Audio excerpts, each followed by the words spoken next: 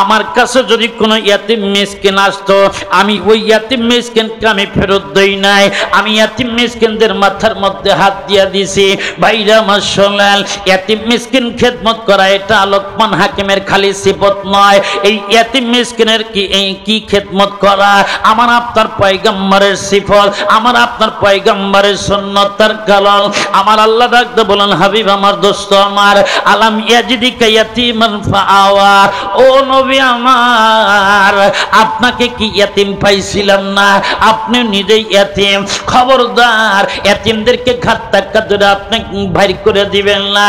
আপনি ইয়াতিমদের প্রতি যত্নবান হন, আপনি ইয়াতিমদের প্রতি খেদমত গুজারি হন।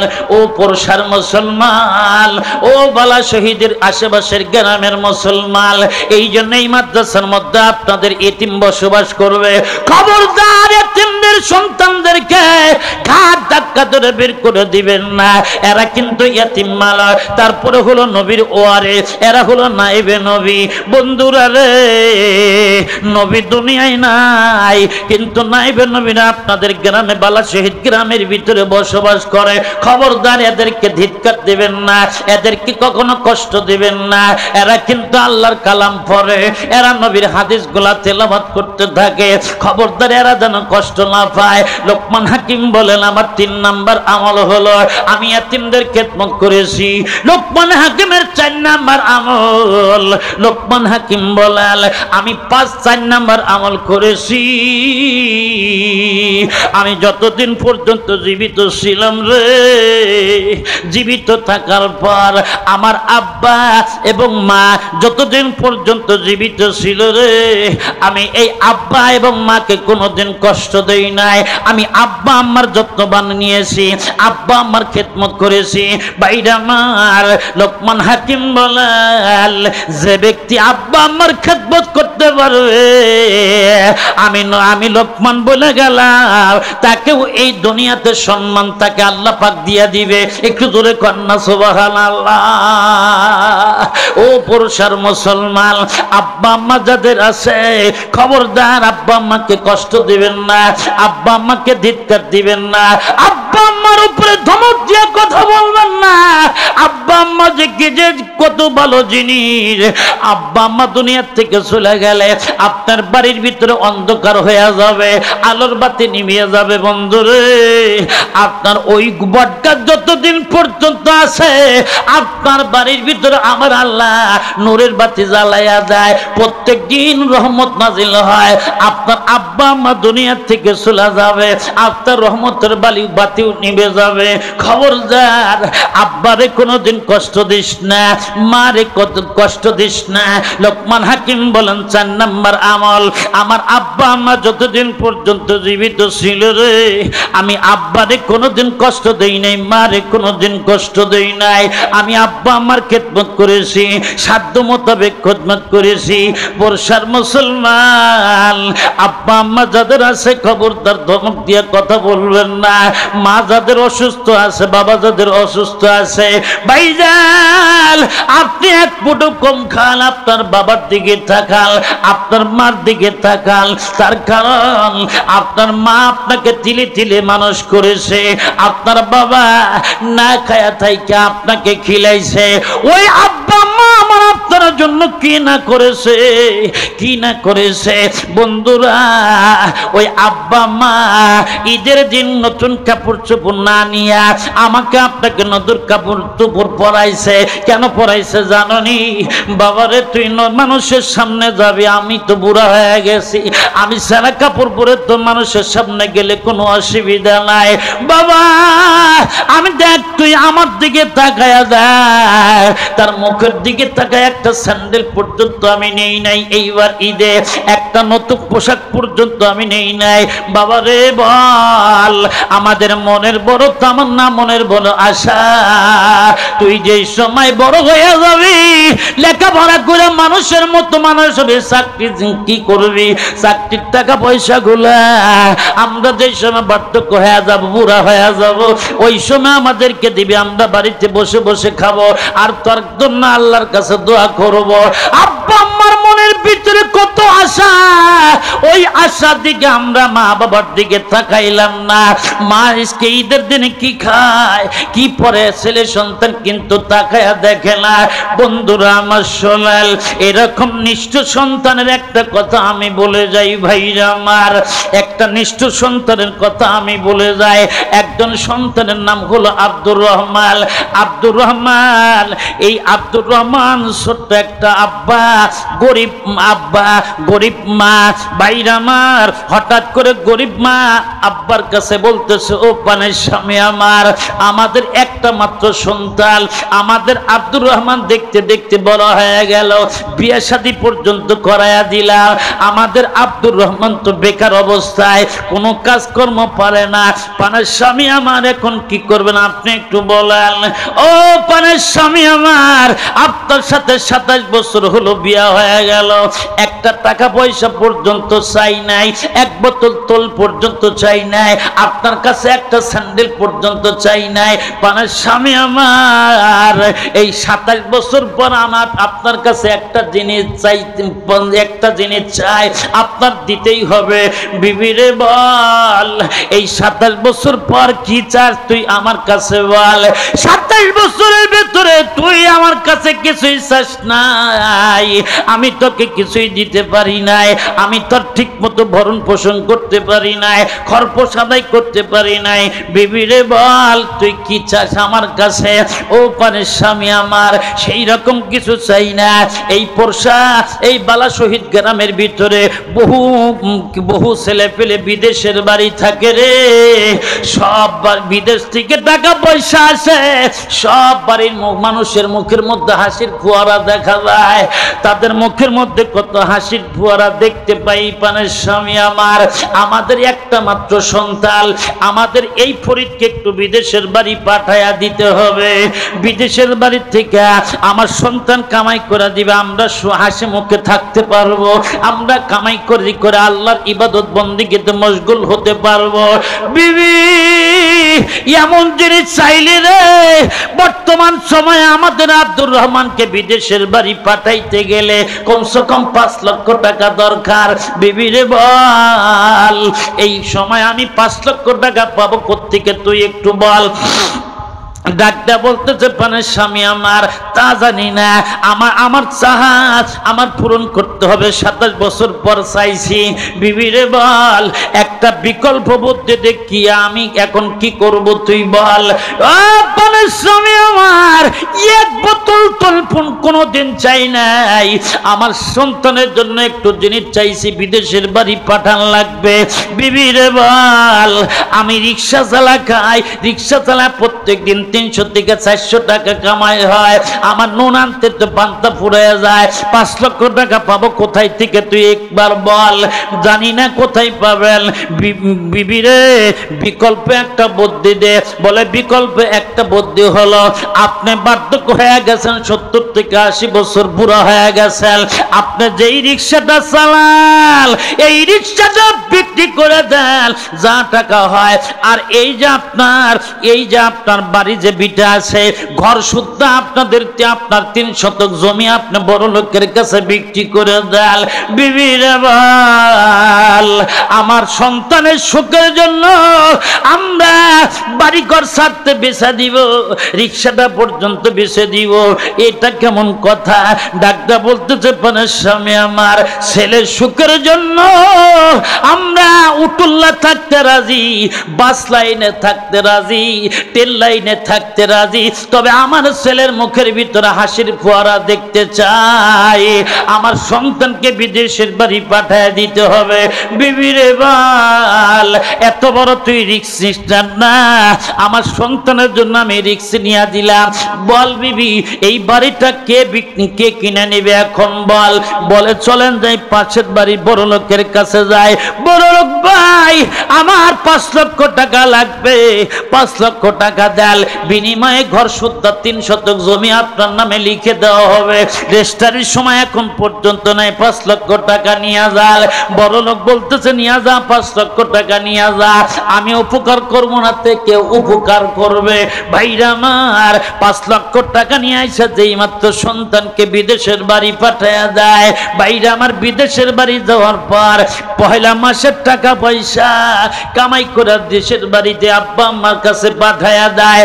আব্বা আম্মা প্রথম মাসের টাকা পাইয়া কত খুশি রে ভাইরা আমার, টাকা পয়সা পাইয়া মা চোখের থেকে পানির ফোঁটা ঝর্ণার মতো ফালাইতেছে, বাবাও কান্নাকাটি করতেছে।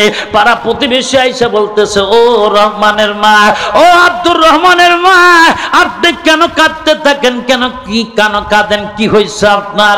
ডাক্তার বলতেছে এটা দুঃখের কান্না নয়, এটা সুখের কান্না। বলে সুখের আবার কান্না হয় নাকি? বলে হ্যাঁ, আমার আব্দুর রহমান টাকা পয়সা পাঠিয়ে দিছে, খুশির কারণে কান্না করতে করতেছি। এতে বোঝা গেল মানুষ খালি দুঃখে কান্দে না, সুখেও কিন্তু কান্না করতে থাকে। একটু ধরে কথা কান্না ঠিক না ভাই? ঠিক। ও মুসলমান ভাইরা আমার, যেই সময় প্রথম মাসের টাকা পয়সা দিয়েছে, আব্বা আম্মা খুব সুখী শান্তিতে বসবাস করতেছে। দ্বিতীয় মাসের পরে টাইম এসে গেছে টাকা পাঠানোর কথা। আব্দুর রহমানের সৎকা মার্কা বিবি ডাক দা বলছে, আব্দুর রহমান রে খবরদার, আর একটা টাকা পয়সা যদি তোর ক্যাটকেটে নে বুড়ি, ক্যাটকেটে না বুড়াকে যদি আর একটা টাকা পয়সা দেয়, আমি তোকে ডিভোর্স দিতে বাধ্য হম, আমি তোকে ছেড়ে দিতে বাধ্য হম রে কৌশল। আর একটা টাকা পয়সা পাঠাইতে পারবি না। ডাক দে বলতেছে, বিবি রে বল কেন টাকা পয়সা পাঠাবো না? ওনারা তো আমার জন্মদাতা পিতা, জন্মধাত্রী মা, ওই আব্বা আম্মাকে টাকা পয়সা ছাড়া থাকতে পারবো না। বিবি রে বল এত কি পাশান কেন হোস? বলে চল, আর একটা টাকা পয়সা কেটে নে, বুড়াকে দিতে পারবি না, বুড়াকেও দিতে পারবি না, বুড়িকেও দিতে পারবি না, খবরদার। বাইরে আমার শেষ পর্যন্ত আব্দুর রহমান ডাকতে বলতেছে, বিবি রে বল কি দোষ করেছে তারা? কোনো দোষ করেনি, একটা টাকা পয়সা পাঠাইতে পারবেন না। ঠিক আছে বিবি রে, আমি তোকে কথা দিলাম রে, আর একটা টাকা পয়সা পাঠাবো না। বাইরে আমার এইটা করে বোঝা গেল কিছু কিছু ছেলেরা আব্বা আমার গোলাম না হইয়া কিন্তু বউয়ের গোলাম হইয়া যায়। একটু জোরে কথা কর না ঠিক না ভাই? ঠিক। নৌকার মুসলমান খবরদার, বউকে খুশি করতে যায় আব্বা আম্মাকে কষ্ট দিস না রে ভাই। দুনিয়ার টেনহান শিকারি গুলি মিট যাইতে পারে, বুক হিসাবের ঠকল মিট যাইতে পারে। আব্বা আম্মা যেই হাত তুলে দোয়া করবে, হাত ফিরে দিতে আল্লাহ পাক লজ্জাবোধ করেন। আব্বা আমার দোয়া কখনো ফেরত আসে না। একটু দূরে কথা কর না ঠিক না ভাই? ঠিক। আব্বা দোয়া করে, মা দোয়া করে তোমাকে জান্নাতের মেহমান বানায় দিতে পারে। মার কি বিবির কিন্তু দোয়া কামে লাগবে না। এই জন্য মার কথা মতো, বাইরে আমার বিবির কথা মতো আব্বা আম্মাকে কষ্ট দিবি না বাবা। খবরদার, একটা টাকা পয়সা পাঠাই দিবি না। যা বেবি, তোকে কথা দিলাম, একটা টাকা পয়সা আমি আর পাঠাবো না, তোকে কথা দিলাম। দেখতে দেখতে ভাইরা আমার 1 মাস যায়, 2 মাস যায়, 3 মাস যায়। কি ব্যাপার, আমার সন্তান টাকা পাঠাবে, একটা টাকাও আসে না। কারণটা কি? দেখতে দেখতে ভাইরা আমার 12 মাস চলে যায়। বাইরে আমার 2 বছর, 3 বছর, 5 বছর, 10 বছর, দেখতে দেখতে 25 বছর পর্যন্ত পার হয়ে যায়। একটা টাকা পয়সা পাঠায় না। এদিকে আব্দুর রহমানের আব্বা এবং মা যেই রাস্তা দিয়ে পিয়ন টাকা নিয়ে আসবে, ওই রাস্তার দিকে টাকা আছে। কি ব্যাপার, একটা টাকা পয়সা পাঠাই না, ব্যাপার কি রে? বাইরে আমার টাকা আছে, কিন্তু কিন্তু টাকা পয়সা পাঠাই না, চোখের থেকে পানির ফোঁটা ঝর্ণার মতো ফালাইতেছে। শেষ পর্যন্ত ক্ষুধার যন্ত্রণায় এই কি আব্দুর রহমানের বাবা ভিক্ষার প্লেট নিয়ে রাস্তায় রাস্তায় মানুষের ধারে ধারে ভিক্ষার প্লেট নিয়ে দেয়াল 2 টাকা দেয়াল, অসুস্থর কি একটু শেখা পড়ার জন্য 2 জাকাত ফিতরার টাকা দেয়াল। বাইরে আমার মানুষের ধারে ধারে ভিক্ষার প্লেট নিয়ে কান্দি করে বেড়াইছে। এই কি এই আব্দুর রহমানের শেষ পর্যন্ত আব্দুর রহমানের বাবার গ্যাস্ট্রিক থেকে আলসার পর্যন্ত হয়ে গেছে। মা বাইরে আমার শুকায় শুকায় কঙ্কাল পর্যন্ত হয়ে গেছে। না খাইতে খাইতে বাইরে আমার আব্বা না খাইতে খাইতে কঙ্কাল হয়ে গেছে, চক্ষু দুটো অন্ধ হয়ে গেছে। কান্নাকাটি করতে থাকতে থাকতে বাইরে আমার কান্না করতেছে। হঠাৎ করে এই আব্দুর রহমান চিন্তা করতেছে, হাইরে আমি তো 25 বছরে বহু লক্ষ লক্ষ কোটি কোটি টাকা কামাই করেছি, একটা বার আমি একটা ভালো একটা নিয়ত করে ফেলাইছি, মক্কা মদিনায় যাব, খানায় কাবা তওয়াফ করব, এবার মদিনা শরীফে যাব রে, নবীর রওজায় সালাম প্রদান করব। বাইরে আমার কত বড় নিয়ত, কত বড় আশা দিয়েছে। এই আশা নিয়ে যেই মাত্র মক্কা মদিনায় যাওয়ার পর বাইরে আমার হযরত আসওয়াদ কালো পাথরটা ভাইরা আমার চুম্বন করতেছে, খানায় কাবা তওয়াফ করতেছে। তওয়াফ করতে করতে ভাইরা আমার হাজী চাপদেরকে জিজ্ঞেস করে দেখুন, ভাইরা আমার খানায় কাবা তওয়াফ করার সময় হাজী সাহেবদের চোখের থেকে পানির ফোঁটা ঝর্ণার মতো চলে আসে। আজকে এই আব্দুর রহমান খানায় কাবা তওয়াফ করতেছে কিন্তু চোখের পানি বের হয়ে আসে না। ওই খানায় কাবার চৌকাটের নাম হলো মুলতাজাম। এই মুলতাজামটা ধরার সাথে সাথে অটোমেটিক পানির ফোঁটা ঝর্ণার মতো চলে আসে। বাইরে আমার খানায় কাবার চৌকাটটা ধরেছে কিন্তু চোখের থেকে পানির ফোঁটা আসে না। এই আব্দুর রহমান একজন আলেম, বিশিষ্ট আলেমকে ডাকতে বলে, ও হুজুর শুনেন, আপনি একটু তাবিরটা বলে দেন। বলে কি হয়েছে বলো। ডাকতে বলতে যে হুজুর সব হাজী সাহেবদের চোখের ভিতরে পানির ফোঁটা দেখা যায়, আমার চোখের থেকে পানির ফোঁটা কেন বের হয় না, আপনি একটু বলে দেন।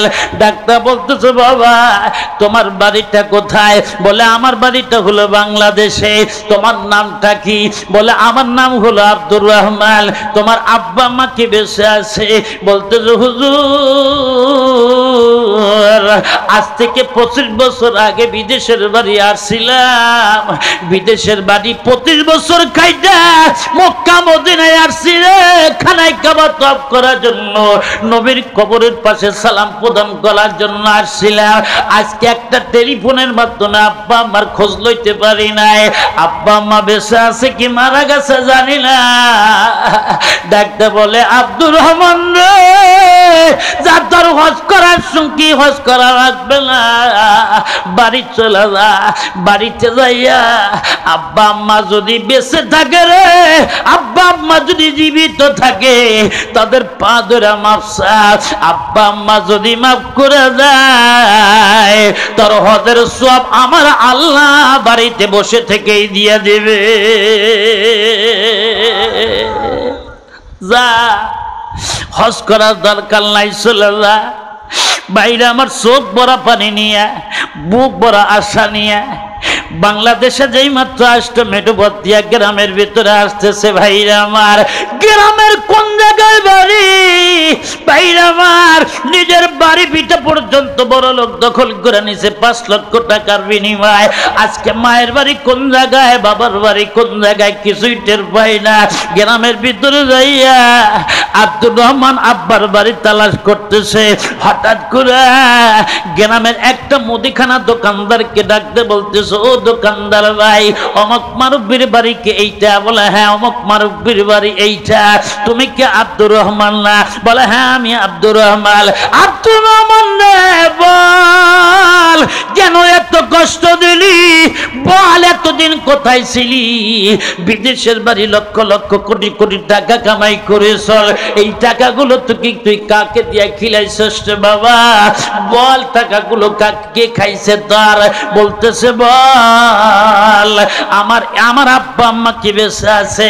বলে শোন আব্দুর রহমান, আজ থেকে এক সপ্তাহ যদি আগে আসতি রে, তোর আব্বা লাশটা দেখতে পারতি। তোর আব্বা এমন কোন অসুস্থ নাই যে হয় নাই, তোর আব্বার গ্যাস্ট্রিক থেকে আলসার পর্যন্ত হয়ে গিয়েছিল। তোর আব্বা শেষ পর্যন্ত ওষুধ পানি কেনার জন্য ভিক্ষার প্লেট কান্দে করে নিয়ে মানুষের দ্বারে দ্বারে কি বেড়াইছে। তোর আব্বাকে মানুষ টাকা পয়সা বেশি দেয় নাই, তার কারণ হলো তোর আব্বাকে কত মানুষ ধিক্কার দিছে রে। তোর আব্বার মুখের মধ্যে কত মানুষ থুতু নিক্ষেপ করেছে, তোর আব্বার পিঠের মধ্যে কত মানুষ কি লাথি দিয়েছে। তোর আব্বার শেষ পর্যন্ত হাঁটতে পারে নাই, তোর আব্বা নড়াচড়া না করতে পারে এই পা দুটো অবশ হয়ে গিয়েছিল। তোর আব্বার পায়ের ভিতরে সেফটি ধরে কি ঘা হয়ে গিয়েছিল। তোর আব্বার এই পচা পায়ের মধ্যে বড় বড় পোকা কিলবিল করে কামড়াইছিল। আব্দুর রহমান রে বল, এত কেন কষ্ট দিলি আব্বারে? এত কেন কষ্ট দিলি? কি দোষ করেছে বল? 2টা টাকার জন্য মানুষের ধারে ধারে ভিক্ষার প্লেট নিয়ে ঘুরছিল। আব্দুর রহমান রে কেন কষ্ট দিলি তুই আব্বাকে মাকে কেন কষ্ট দিলি? আব্দুর রহমান রে শুধু তাই নয়, তোর আব্বা তোর জন্য 25 বছর কান্নাকাটি করতে করতে তোর আব্বার চক্ষু দুটো অন্ধ হয়ে গিয়েছিল। আব্দুর রহমান, তোর আব্বাকে কেন এত কষ্ট দিলি?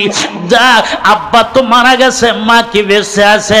হ্যাঁ মা বেঁচে আছে, ওই যে কুড়োঘর দেখা যায় রেল লাইনের পাশে, যা ওই ভাঙ্গা ঘরের চৌকাটের ভিতরে যা তাকায়া দেখ। বাইনা মাল আব্দুর রহমান কিছু টাকা পয়সা নিয়ে এসে একটা দৌড় দিয়া যাইয়া ভাঙ্গা ঘরের চৌকাটের উপরে দাঁড়াইয়া একবার টাকার দিকে তাকায়, আর একবার মায়ের চেহারার দিকে তাকায়। আরে এই টাকা কামাই করতে যাইয়া মার খেদমত করতে পারলাম না, আব্বার খেদমত করতে পারলাম না, কি দোষ করলাম রে? যেই মায়ের এই তেলের জন্য, মায়ের খেদমতের জন্য বিদেশের বাড়ি গিয়েছিলাম টাকার জন্য, একটা সক্কা মার্কা বিবির জন্য আব্বার খেদমত করতে পারলাম না, মায়ের খেদমত করতে পারলাম না, আল্লাহ আমাকে মাফ করবে না? বাইরা মার এই আব্দুর রহমান তাকায় দেখে মায়ের চুলের ভিতরে 1 ফোঁটা তেলের কোনো ব্যবস্থা নাই। মায়ের শুয়ে আছে পুষ্পাশে শীতের দিনে, মায়ের কি মাথা নিচে একটা বালিশের পর্যন্ত ব্যবস্থা নাই। মায়ের একটা পিঠের নিচে একটা দশক পর্যন্ত কম্বলের কোনো ব্যবস্থা নাই। যেই মা 10 মাস 10 দিন আমাকে আপনাকে পেটে ধারণ করে তিলে তিলে মানুষ করেছে, এই জনম দুঃখী মায়ের জন্য আমি আপনি কি করতে পারলাম? কিছুই করতে পারলাম না। আমি আপনার যেই দিন অস্তিত্ব ছিল না বাবা, আমার আব্বা আম্মা, আপনার আব্বা আম্মা যেই দিন একটা বিশেষ সাথে আব্বা আম্মা মিলন হয়েছিল, ওই আব্বার কপাল থেকে আমরা ভাইরা আমার 1 ফোঁটা নাপাক পানি যেই মাত্র মায়ের বাচ্চাদের নিতে আমরা চলে গেলাম, 1 ফোঁটা নাপাক পানি করতে করতে, এক চিল্লা করতে করতে ভাইরা আমার, একটা ভাইরা আমার জমাট বেঁধে গেল, মুখ আলা খাওয়া, একটা রক্তর দলা হয়ে গেল। এই রক্তর দলাটা আবার 40 দিন পর্যন্ত ঘুরতে ঘুরতে ভাইরা আমার একটা গোস্তের টুকটাটা হয়ে গেল। এই গোস্তের টুকটার ভিতর থেকে আমার আল্লাহ কত সুন্দর হাত, কত সুন্দর নাক, কত সুন্দর চোখ, কত সুন্দর গাল, কত সুন্দর বডি, কত সুন্দর পা দান করলো। আমার আল্লাহ 1 ফোঁটা নাপাক পানির থেকে যেই মাত্র আমি আপনার দুনিয়ার ভিতরে মায়ের গর্ভে চলে আসলাম, দেখতে দেখতে যেই মাত্র বড় হয়ে গেলাম ভাইরা আমার, 6 থেকে 7 মাস যেই মাত্র আমার আপনার মায়ের পেটের মধ্যে বয়স হয়ে গেল, মা ঠিক মতো খাইতে পারে নাই, ঠিক মতো হাঁটতে পারে নাই, ঠিক মতো বাইরে আমার শুইতে পারে নাই, মা নামাজ কালাম ঠিক মতো আদায় করতে পারে নাই। মুসলমান রে, এই মাকে আমরা কত কষ্ট দিলাম। এই মা আমার আপনার যেই দিন সারাদিন সংসারিক কাজকর্মে ব্যস্ত থাকার পর মা যেই সময় রাত 10টার পরে ঘুমে একটু ঘুম পেরে ঘুমের জন্য একটু গভীর হয়ে যায়, মা যেই সময় আরামের বিছানায় ঘুমিয়ে যায়, আমি আপনার 7 মাসে পোলাপান, 7 মাসে বাইরে আমার শিশু সন্তান মার পেটের ভিতরে বাম পা দিয়ে লাথি মেরে দিলাম, এই মা সহ্য করতে পারে নাই। এই মা যেই মাত্র লাত্তির আঘাতে ব্যথার কারণে যেই মাত্র মা ধাপ দিয়ে উঠে বসে পড়ছে, মা ফোপড়ায় ফোপড়ায় কান্নাকাটি করতেছে। রাত্রে 2টার সময় আব্বা বলেছিল, বিবি রে বল কেন ফোপড়ায় ফোপড়ায় কান্নাকাটি করস, কি হয়েছে তোর বল। ডাক্তার বলতেছে, বালির স্বামী আমার, আপনি বুঝবেন না, আমার পেটের সন্তান আমাকে বাম্পা দিয়া লাথি মেরে দিয়েছে। সন্তানের কিমলিয়া লাথির আঘাতে আমি সহ্য করতে পারতেছি না। ভাইরা আমার শোনেন, যেই মাত্র আমাদের বয়স যেই মাত্র 9 মাস হয়ে গেল, 9 মাস পর প্রত্যেক দিন যেই মাত্র জন্ম দুঃখিনী মা, আব্বা ঘুমে বিবির হয়ে গেছে, নাক ডাকা ঘুম পাড়তেছে। আব্বা মা পানের স্বামী আমার, স্বামীর পা ধরে বলছিল, প্রত্যেক দিন রাত্রে বলছিল, ও পানের স্বামী আমার, পা ধরে কান্দে। স্বামী একেবারে আব্বা উঠে বলছিল, বিবিরে বল কান্নাকাটি করিস কে, কি হয়েছে তোর বল। ডাক্তার বলে, পানের স্বামী আমার, আমার নিজের চোখে দেখা আমি কত হসপিটালের বেডে কত সন্তান জন্ম দিতে যাইয়া কত মা দুনিয়ার থেকে ইন্তেকাল করেছে। বলে স্বামী আমার, আমার ধৈর্য সন্তান ভূমিষ্ঠ হতে যাইয়া সন্তান জন্ম দিতে যাইয়া আমি বোধহয় দুনিয়াতে থাকতে পারবো না। মানে স্বামী আমার, আমাকে মাফ করে দেন। আটো করে যাওয়ার পর যদি আমি শোনেন যে দুনিয়ার থেকে চলে গেছে, আমাকে মাফ করে দিয়ে আমার উপরে রাগ গোসা করেন না। ও পানের স্বামী আমার, আমাকে আপনি খাস করে মাফ করে দিয়েন। বিবিরে বল ওই কথা বলতে নাই যা, মা যেই মাত্র 10 মাস একেবারে আটো করে চলে গেল, প্রসব বেদনায় বার হয়ে গেল, বিবির হয়ে গেল। মা যেই দিন আমাকে আপনাকে জন্ম দিতে যাইয়া, বাইরা মার একটা ছোট্ট একটা জায়গা, সুম্মা সাবিলাইয়া সারা, সুম্মা সাবিলাইয়া সারা, ছোট্ট কিছু জায়গা আমার আল্লাহ কুদ্দুতি দিয়ে প্রশস্ত করে দিয়া, যেই মাত্র আমি আপনার দুনিয়ার ভিতরে ছিটকে পড়লাম, আমি আপনার যেই মাত্র রক্ত মাখা শরীর নিয়ে যেই মাত্র দুনিয়াতে চলে আসলাম, ওই দিন মা আমাকে আপনাকে জন্ম দিতে যাইয়া বালতিকে বালতি ভাইরা আমার রক্ত ভাইরা আমার জমিনের ভিতরে ঢেলে দিছে। আমি আপনি যেই দিন রক্তের ভিতরে গড়াগড়ি করে একটা কান্নাকাটি করতেছিলাম, তখন মা বলছিল, তারা কারা রে, আমার এই সন্তানকে আমার কোলের মধ্যে দে। আমার কোলের ভিতরে না দেওয়া পর্যন্ত আমি মা কখনো ক্ষান্ত হবে না।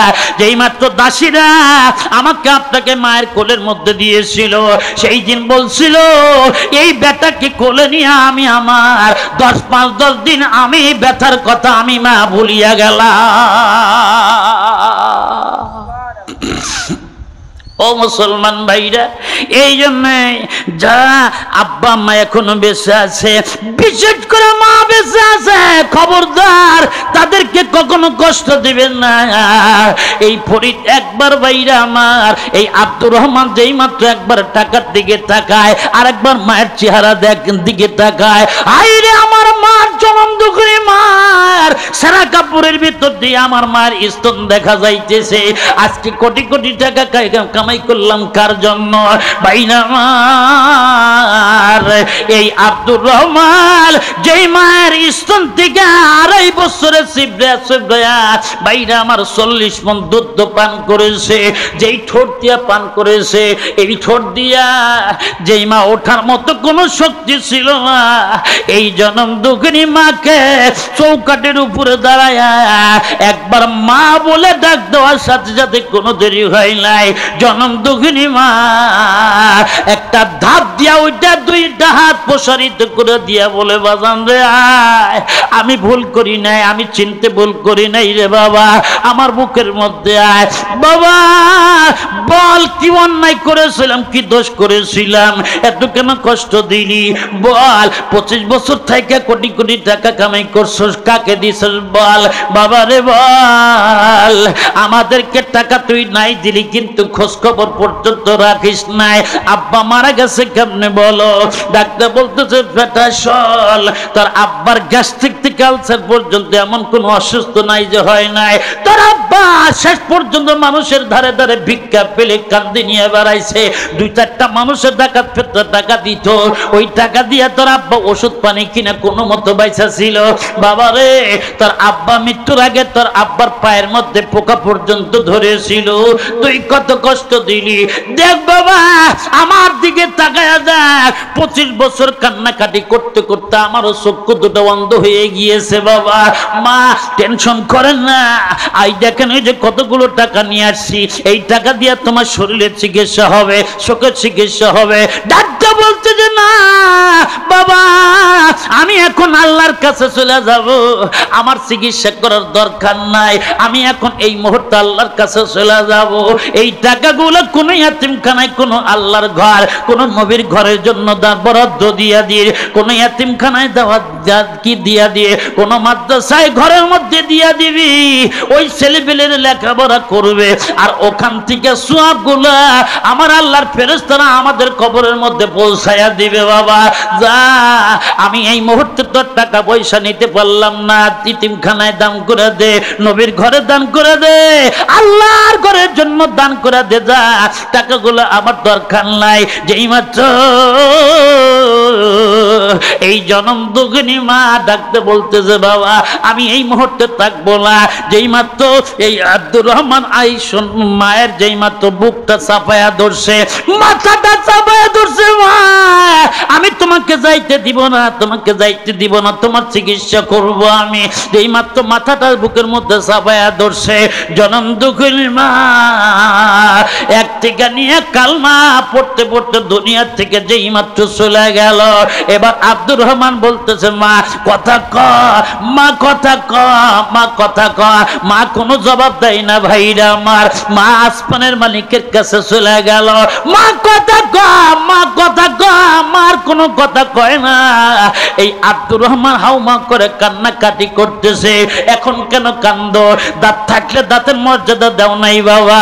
আমি নওগাঁর ভাইরা আমার, এই বালা শহীদের গ্রামের ভাইদেরকে বলবো, আব্বা আম্মা যাদের আছে খবরদার আব্বা আম্মাকে ধিক্কার দিবেন না, কষ্ট দিবেন না।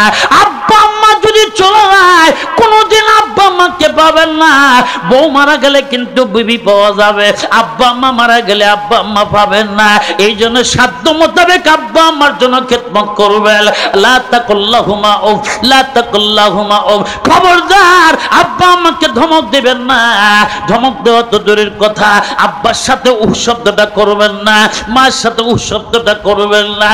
ও আমার বন্ধুগণ শোনেন, যেই মাত্র এই মা দুনিয়ার থেকে চলে গেল, এই আব্দুর রহমান এবার দুনিয়ার থেকে কান্নাকাটি করতেছে, হাই রে কি করলাম, দুনিয়ায় কোটি কোটি টাকা কামাই করার পর কার জন্য কি করলাম। ভাইরা আমার, আমি এই বালা শহীদের গ্রামের ভাইদেরকে বলে দিলাম বাবা আব্বা যদি বেঁচে থাকে, মা যদি বেঁচে থাকে, তাদের চিকিৎসা পাতির দরকার প্রয়োজন হয়, চিকিৎসা পাতি করাও। আর যাদের আব্বা মা নাই, ওই আব্বা মা মাটির নিচে ঘুমায় আছে বটে, আব্বা আম্মা কিন্তু তাদের কিন্তু ঘুম হয় না। রমজান মাস চলে গেছে, তাদের আযাব গজব শুরু হয়ে গেছে। ভাইরা আমার, এই শাওয়াল মাসে যদি কোনো ব্যক্তি আব্বা আম্মার জন্য, ভাইরা আমার, ওই আব্বা আম্মা কিন্তু আমার আপনার হাতের দিকে তাকায় আছে। আমার সন্তান ওই যে বালা শহীদ নুরানিয়া হাফিজি মাদ্রাসায় মাহফিল শোনার জন্য যাবে, ওখানে মুসাফির হুজুর আসবে, ওই হুজুরদের হাতে মাদ্রাসার জন্য, এতিম বাচ্চাদের জন্য কিছু টাকা পয়সা দান সদকা করবে। 1000 টাকা, 2000 টাকা, 500 টাকা, 100 টাকা হোক, ওই আব্বা আম্মার জন্য, রুহের মাগফিরাতের জন্য দান করবেন। ভাইরা আমার, আব্বা আম্মা তাকে আছে। আমি আপনাদের সামনে শুরুতে ভাইরা আমার বলতে চাই, কোন ভাই আছেন, কোন বন্ধু আছেন, 5টা মিনিট পর আমি আপনাদেরকে আর বক্তৃতা করব না, 5টা মিনিট পর আপনাদেরকে দোয়া দিয়ে বিদায় দিব। বন্ধুরা, কোন ভাই আছেন, কোন বন্ধু আছেন, ওই আব্বা আমার জন্য সর্বপ্রথম লক্ষ লক্ষ টাকার আবদার করব না, কোটি কোটি টাকার আবদার করব না, হাজার হাজার টাকা টাকার প্রথম আবদার করব না। কোন ভাই আছেন 500 খান টাকা, ভাইরা আমার 1000 টাকা মাদ্রাসার জন্য দিবেন, আমি খাস করে মুসাফির বান্দা হিসাবে আমি দোয়া করব। ঘরের কাটা ভাইরা আমার শেষ পর্যন্ত আসছে। আমি লোকমান হাকিমের 4 নাম্বার গুনিয়া কিন্তু আলোকপাত করতেছিলাম। বন্ধুরে দেখি এবার কোন ভাই আছেন, কোন বন্ধু আছেন, সর্বপ্রথম নগদ না